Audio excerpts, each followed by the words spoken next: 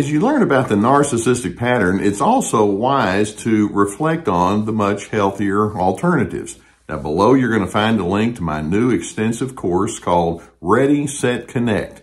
It addresses both the mindset and the skills involved in gratifying relationships, and I hope you'll find it to be quite therapeutic.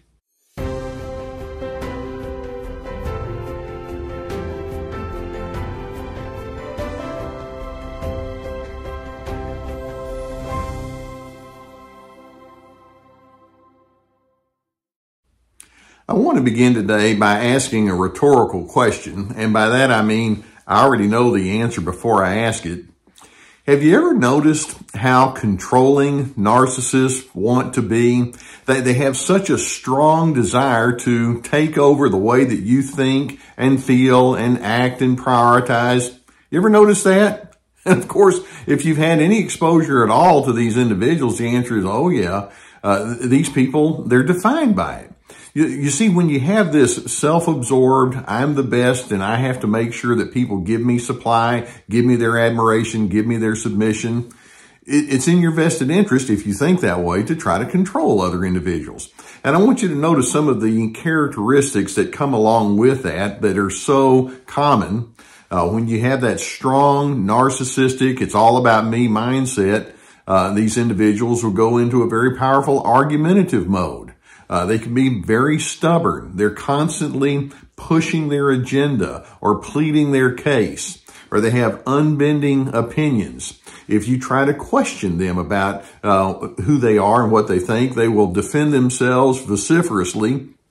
They'll talk over you. They'll do the finger pointing. Sometimes they try to maintain control by determining when they will and will not speak to you. They give you the silent treatment, etc. And it's childish in the way they do it. But some people, it's a whole way of life. That's part of what goes along with narcissism.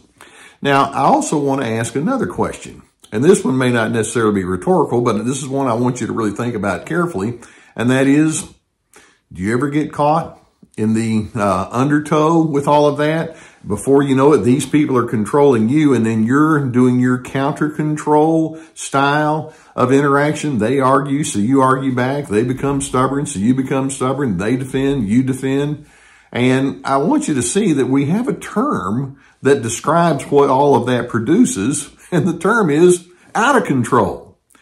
The more you try to control one another, the more out of control things become.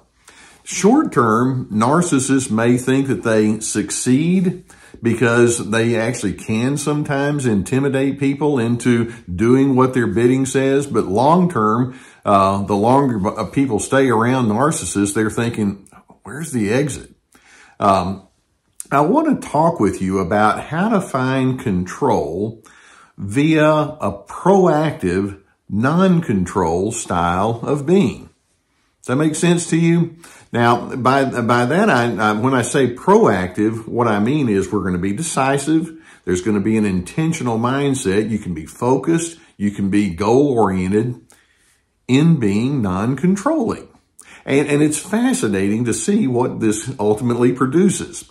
Ultimately, the more you try to control, the more out of control things get. But the less controlling you are, the more you wind up being in control, at least of yourself. There's an old ditty that I like to pull out from time to time. It goes like, a man convinced against his will is of the same opinion still. If I have to force you, control you into thinking and being and doing what I say it needs to be, short term you might comply, long term, nope, it doesn't work. So what does it mean to be non-controlling, but non-controlling in a proactive way? And there are multiple elements that go along with this. Now, one of the first qualities that goes along with this mindset that I'm talking with you about, and notice it is a mindset, it's not a technique, it's truly how you approach life. The first thing we're going to say is you have a certain amount of emotional detachment. Now, when I say having emotional detachment, does that mean you have apathy? I don't care. And it's like, no, that's not what we're talking about. Emotional detachment means that you understand who owns what. To that other person, you acknowledge you own your emotions. That's who you are. I own my emotions. That's who I am. You're responsible for you. I'm responsible for me. I'm not required to match pitch with you just like you think I am, nor am I required to make you match pitch with me. I'll not get sucked in by you. You may get sucked in by me, but that's not my intent. And so you have this detachment element where you say, I can't really afford to look to someone else to determine who I am. I have enough on my hands just by me coming to terms with who I am. Delicate detachment. Now, or emotional detachment. Now, a second aspect that goes along with this proactive non-control is you do have calm firmness. When we talk about having non-control, it doesn't mean that you let go of your convictions, but you're going to have your convictions in such a way where you're not trying to force feed it on someone else. I don't feel any need to make somebody else think as I do or prioritize life as I do. Now, when we talk about calm firmness, we are saying, though, that you have boundaries. Boundaries, by the way, is first determined by you having a game plan about who you are and who you want to be and what you believe, and then you follow through with it. That here's what you will do, here's what you will not do with your life. You'll issue consequences when you do so, but you feel no need to be blustery and harsh. You can have your firmness, and you can do it in a steady mannerism. Another element that goes along with this proactive non-control is you speak with plain talk. Have you noticed that when narcissists become controlling and they become agitated, their tone of voice goes up and they have a lot more insistence and coercion in the way that they speak? Non-controlling people feel no particular need to do that. The narcissist says, well, I'm going to set the record straight. And my thinking is, okay, say your record straight. I have my own records about who I'm going to be. I'm willing to say what I need to say, and I'm willing to live out what I believe is necessary to live out. What makes sense to me is what I'm going to be. I don't need to force feed anything. I don't need to coerce anything. And so do you find yourself matching pitch with that insistence, or can you just use plain talk and saying, this is who I am? Now, along with that, you can also employ what we would refer to as patient listening.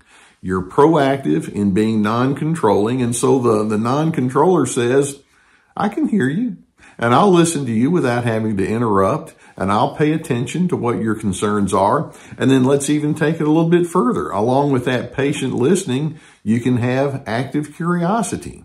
You might think to yourself, what is it that caused this person to draw the conclusions that they have drawn? Or I wonder what this individual's backstory is. I think that if I know that, that will help me understand more fully about where they're coming from and what they're wanting from me. Why is it so important for this person to have me conform? And you have a curiosity about those things. And the more you know and you understand what's going on in other individuals, then it helps you have an informed way of responding. Good to know. And by the way, I know many of you have come to the conclusion that narcissists tend to be very troubled and they have all sorts of influences that have gone into their life. And the more you understand those things, you have a willingness to show that curiosity about their background. You realize their garbage that they're putting onto you is not about you. They have a lot going on inside. I like knowing those kind of things. And so I'm going to be proactive in knowing who this person is. And then there's another element that goes along with this proactive non-control. And it's what I refer to as you think in terms of descriptive thinking, as opposed to judgmental thinking. Narcissists are highly judgmental. This is what's right. This is what's wrong. Here's how you're supposed to do things. You're not supposed to do things. You're good if you do this. You're bad if you do this. You're in the club. You're out of the club. I don't feel the need to be judgmental, and I don't feel the need to put people inside their slots. What you can do is, as you engage with others, you can describe what's going on. I see that you feel strongly about that. If the narcissist comes at you with their powerful opinions, it's like, you've mentioned this before, and I know that it's something that is very important to you. Or I'm aware that you feel anxious, or I'm aware that that's something that you would like for me to understand more fully. And you can describe what you see, and you don't particularly feel the need to go into pronouncement of judgments or correct versus incorrect. You just enter into the conversation plainly. And then above all, when we talk about having a proactive, non-control style of dealing with others, it means that it's a reflection of your own internal peace. Are you at peace with your good character? And when you know, well, my character is decent, that other person may not think that way. The narcissist may be over there ripping my character to shreds, who knows? But I'm capable of being prone to mistakes, but I'm also capable of moving forward with learning and adjustments. It's okay for me to be me. I'm at peace with my humanity. So when the narcissist still, after all of your efforts, remains in this high control mode, I'm hoping you can take the proactive, non-control mindset that says, that's where you are. I choose not to join you there. And you know what's waiting on the other side when you're able to take this mindset that I'm talking about and embrace it fully? You find freedom, which is a very delightful, non-controlling way to live. Now, I hope that videos such as this give you some good food for thought, and it prompts you to consider not just who that narcissist is, but who you are. If you've not already hit that subscribe button, I would encourage you to do so. Hit the notification bell that goes along with it, and we're going to keep more videos coming in your direction. I truly appreciate it when you allow me to be a part of your journey. Now, if you have a need for therapy, and this is something that I addressed back when I had my counseling practice, many times over with people in my counseling office, and it may be that you need to work through this with a therapist on your own. We have a sponsor, and I'm very pleased to be associated with them. There's a link below that will take you to online counseling and therapy, and there's a whole team of therapists that you can choose from. So if that's the need, I would encourage you to go through that link. We also have my courses. And these are not just one-off kind of webinar kind of things. They're extensive, kind of a classroom kind of a thing where I walk you through multiple modules and then videos and lessons that go inside each module, and teaching written documents and questions, and also it's there to provoke thinking from you. So if you would be interested in that, I would encourage you to look through the links that we have regarding that. We have my books and other resources. You want to be in total control of other individuals? Good luck. It's not going to happen. The best way to be in control of yourself is to simply quit trying to be in control of everybody else. Proactive, non-control. I hope that's something that you're able to nurse in your mind, and then you can see that it has major implications in the way that you engage with people. And the more you're able to lock in with this kind of thinking, I'm hoping that what it ultimately can do is it really can help you find your peace and be that person who says, I'm at peace with who I am.